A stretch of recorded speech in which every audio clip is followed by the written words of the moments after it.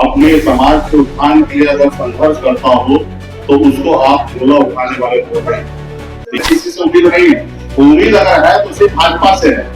प्रसाद यादव मुकेश सहनी के नेतृत्व में बिहार में चुनाव होगा, ये स्पष्ट है। मैं मुंबई जा रहा था, उस फ्लाइट में राज्य के एक मंत्री और भारत सरकार के पूर्व भारत सरकार के केंद्रीय मंत्री मेरे फ्लाइट में बगल की सीट पर बैठकर मुंबई जा रहे थे। जैसे हमको पता चला कि भाजपा वाला लेफ्ट राइट में बैठने वाला है, हम कहना चाहते हैं दिलीप जायसवाल जी से कि आप भारतीय जनता पार्टी के प्रदेश अध्यक्ष हैं, ना ही कोई रोड छाप है।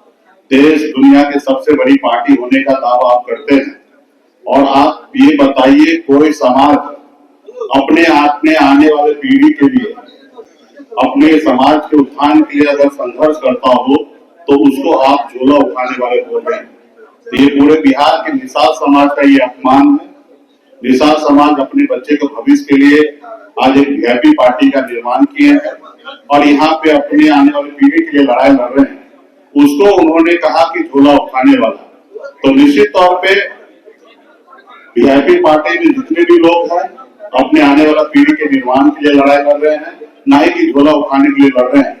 हाँ, ये बात सही है कि भारतीय जनता पार्टी में कुछ निषाद नेता हैं, वो निश्चित तौर पे आपका झोला उठा रहे हैं।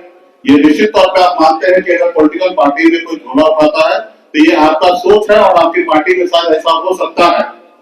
दरअसल बात यह है कि भारतीय जनता पार्टी को बिहार में 6 जगह रैली करना है। पिछली बार भी लोकसभा में वो उम्मीद कर रहा था कि फिर बिहार में हम रैली कर सके निषाद के बीच में, तो पिछली बार ऐसा नहीं हो पाया। इस बार भी उनको रैली करने का इच्छा हुआ और उन्होंने देखा कि निषाद का रैली कैसे करेंगे, तो उन्होंने क्या किया कि उन्होंने आप लोगों के बीच में घोषणा की कि 15 दिन के अंदर में हम मछुआरा आयोग बनाएंगे, ताकि उनके पार्टी में 400-500 निषाद जो है वो उनके लिए भीड़ जुटाने का काम करेंगे और फिर वो उसमें से बताया जाना कि हम आपको आयोग में मेंबर बनेंगे या सदस्य बनाएंगे, यानी कि एक हाथ आप हमको भीड़ ला के दो और एक हाथ हम आपको आयोग में जगह देंगे। तो मेरा यही कहना है कि पिछले 20 सालों से एनडीए की सरकार है और आज तक आप लोगों ने तो आयोग बनाया नहीं, और आज सिर्फ 2 महीने के लिए आप आयोग बनाना चाहते हो, क्योंकि 2 महीने के बाद आपकी सरकार बिहार में रहने वाली नहीं है। बिहार में महागठबंधन इंडिया गठबंधन की सरकार बनना है। तो मैं आपसे आग्रह करता हूँ, देश के प्रधानमंत्री से आग्रह करता हूँ हाथ जोड़ के कि हमें आयोग में मेंबर नहीं बनना है। हमारे बच्चे के भविष्य के लिए आप जो वादा किए थे आरक्षण का, वो आप पूरा कीजिए। ऐसे तो देश के गृह मंत्री ने हमसे वादा किया कि आपके 20 नेता को हम लोग राज्य से लेकर केंद्र में हम लोग समाहित करेंगे, आपको एमएलसी देंगे। लेकिन जितने बड़े नेता होते हैं भाजपा में, उतना ही बहुत बड़ा झूठे होते हैं कि वो कभी भी जो बोलते हैं वो पूरा नहीं करते। तो हमें कुछ उम्मीद भी नहीं है कि भारतीय जनता पार्टी करे। सिर्फ वो अभी मछुआरा को गुमराह करने के लिए वो रैली 6 जगह करने के लिए सोच रहे हैं, ताकि निषाद का रैली हो जाए, ताकि हम दिखा सके कि मुकेश सहनी को कि मेरे पास भी है। तो ये गलत फहमी में भाजपा के लोगों को नहीं रहना चाहिए। अब निषाद का बेटा किसी दल के पास नहीं है, किसी के साथ वोटर बन के नहीं है, बिहार में अपना लीडर बन रहे हैं और अपने आने वाले पीढ़ी के लिए लड़ाई लड़ रहे हैं। और हमारा एकमात्र लक्ष्य है कि वीआईपी पार्टी संघर्ष करके निषाद समाज को आरक्षण दिलाने का, जैसे बंगाल में निषाद को आरक्षण है, दिल्ली में निषाद को आरक्षण है, उसी तरीके से बिहार में आरक्षण हो, इसके लिए लड़ाई लड़ रहे हैं। हाँ, आप 2-4 भीड़ जुटा के वो वोट आपको नहीं मिलना है। मैं भारतीय जनता पार्टी को एक सलाह भी दे रहा हूँ, टिप भी दे रहा हूँ। अगर बिहार में निषाद समाज का वोट चाहिए तो निश्चित तौर पे आप आरक्षण कर दीजिए, लागू कर दीजिए, आपको वोट मिल जाएगा। अगर आप आरक्षण लागू नहीं करते हैं तो बिहार का निषाद अति पिछड़ा इतना नासमझ नहीं है कि आपका झंडा उठाएंगे और आपके लिए काम करेंगे, वो अपने आने वाले पीढ़ी के लिए लड़ाई लड़ेंगे। यही मेरा कहना है कि भारतीय जनता पार्टी के प्रदेश अध्यक्ष दिलीप जायसवाल जी, आप अपने शब्द को वापस लीजिए। आपने पूरे बिहार को अपमान किए हैं और इसके लिए आप लोगों को माफी मांगना चाहिए रैली करने से पहले, कि किसी पार्टी में कोई झोला नहीं उठाता, अपने समाज के लिए, अपनी पार्टी के लिए लड़ाई लड़ता, उसके लिए वो काम कर रहे हैं। तो यही सारी चीजें को लेके हम लोग आज आए हैं। और बिहार में कोई भी निषाद अभी इतना नासमझ नहीं है कि इन लोगों को हाथ को मजबूत करेगा। आज बिहार में बच्चा वीआईपी पार्टी के साथ है, हम मजबूती से हम लोग काम कर रहे हैं और अगली सरकार हम बनाएंगे, बिहार में काम करेंगे। अगर आपको आयोग बना के निषाद को अगर मदद ही करना चाहता है तो आप हम जब जिस समय में मंत्रिमंडल में हम थे उस समय में हमने कम से कम कोई मंत्री 20 साल में अगर 150 पत्र नहीं लिख सकता है, लेकिन हमने 17 महीने में 150 पत्र लिखकर सचिव को दिया कि ये सारे पे आप काम कीजिए, जबकि आज भी इसमें से एक पे भी आप काम नहीं कर रहे और न करने का आपका इरादा है। आज पूरे बिहार में तालाब जो है सूख गया है, वहां पे आप पैसा कमाने के लिए प्राइवेट तालाब पे पंप सेट का व्यवस्था करते हैं और जितने भी सरकारी तालाब है वहां पे व्यवस्था नहीं करते, ताकि मछुआरा वहां पे उसका रोजी रोटी संकट में पड़ा है। आपको काम करना है तो ये काम कीजिए। आप बिहार में जितने भी तालाब है उसको औराईकरण करने का काम कीजिए। आज हमने जब बिहार में मंत्री बने, हमने डैम को जल संसाधन विभाग से ट्रांसफर करके अपने विभाग में लाया और इन्होंने पैसा कमाने के लिए सारे भाग करके दूसरे पूंजीपति और पैसे वाले को वो तालाब देने का काम कर। अगर आप निषाद के हितैषी है तो आप निषाद को तालाब देने का काम कीजिए।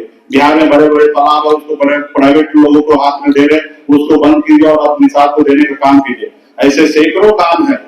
अगर आपको मेरे से आइडिया लीजिए, शायद आपको चुनाव में फायदा भी मिल जाएगा। हमने 150 पीतर पत्र मैंने जो लिखा साइन किया, उस पीत पत्र पे आप बिहार में काम कीजिए मछुआरा के लिए, निश्चित तौर पर मछुआरा आपके साथ जाएगा।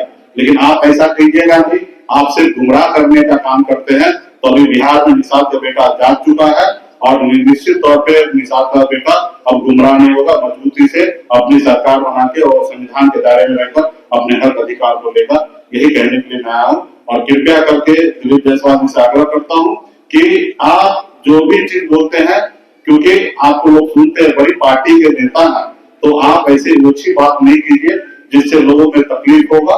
तो ये आपने देखा कि पिछले समय में उन्होंने नाम तो नहीं लिया, लेकिन कहा कि रात को अंधेरे में हम लोग से मिलने के लिए नेता आते हैं, सेटलमेंट करेंगे। मैं आपके बीच में माध्यम से कहना चाहता हूँ, मैं किसी के रात अंधेरे मिलने के लिए नहीं आता हूँ। ये निश्चित तौर पे आपके नेता दिल्ली से लेकर पटना तक रात के अंधेरे में हमसे मिलने के लिए चाहते हैं। यहाँ तक हमारे नेता हमारे लोगों से मिलने की बात करते हैं और हम आपको समय नहीं देते। मैं आपको ये भी बताना चाहूंगा कि पिछले महीने में जब मैं मुंबई जा रहा था तो लोगों ने चालाकी से, जिस फ्लाइट में मैं मुंबई जा रहा था उस फ्लाइट में इस राज्य के एक मंत्री और भारत सरकार के पूर्व भारत सरकार के केंद्रीय मंत्री मेरे फ्लाइट में बगल की सीट पर बैठकर बॉम्बे जा रहे थे। जैसे हमको पता चला कि भाजपा वाला लेफ्ट राइट में बैठने वाला है तो मैंने अपना सीट को बदल दिया और हम दूसरे ओर जाके बैठ गए। हम पूरे रास्ता उनसे बात नहीं किए, उनके साथ बैठना मैं कबूल नहीं किया। ये सच्चाई है। तो इसलिए वो बिहार से लेकर बम्बई तक वो कोशिश करते हैं कि किसी तरीके से मछुआरा का बेटा को गुमराह कर दे। अभी बिहार में मछुआरा का बेटा गुमराह होने वाला नहीं है। मजबूती से अपनी सरकार बनाने के लिए जा रहे हैं। हम जब आपसे बैठना नहीं चाहते, आपके साथ खड़ा नहीं होना चाहते, तो कोई उम्मीद मत कीजिए कि बीजेपी पार्टी आपके साथ है। वो 1 महीना पहले बिहार से 2 मंत्री, एक मंत्री प्रेजेंट है, एक भारत सरकार के पूर्व केंद्रीय मंत्री हैं। आप टिकट पता कर लीजिएगा, आईडी से पता कर लीजिएगा, पता चल जाएगा कि कौन लोग बॉम्बे पहुंचे थे उसी फ्लाइट में। और मेरे साथ एक आरजेडी का भी एक एमएलसी था। हमने वो सीट को छोड़कर हम अपना उनके सीट पर मैं आ गया और एक दूसरे व्यक्ति को सीट पर भेज दिया अपनी सीट पर। मैं उनसे बात भी नहीं करना कोशिश किया। भारतीय जनता पार्टी के नेता थे भाई। आप और तमाम लोग जो है बार बार मीटिंग कर रहे हैं, लेकिन ये पत्ते नहीं खुल रहे हैं कि कितने सीट पर कौन लड़ेगा और बड़ा बाबू है। अभी ये बताइए, आपको लड़ना है क्या? तो आवेदन दीजिए, उसका हम विचार करेंगे। हमको लड़ना है, हमको पता है कहाँ लड़ना है, किनको लड़ाना है। समय आने दीजिए, हम लोग बताएंगे।